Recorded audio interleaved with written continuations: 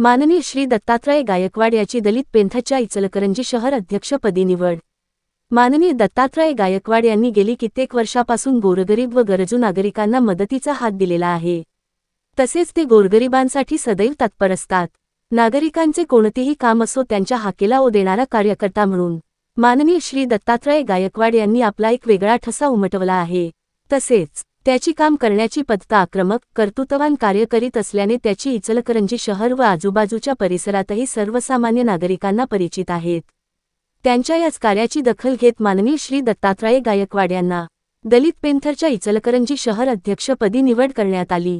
त्याच्या निवडीचे पत्र प्रा. अशोक कांबळे राज्य सरचिटणीस यांनी त्याच्याकडे सुपूर्द केले।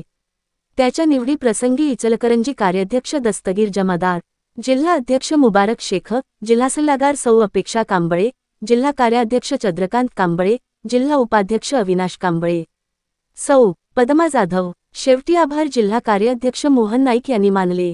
सूत्रसंचालन सुधीर कमलाकर, सुशांत भोळे, इमरान मुल्ला यांनी केले।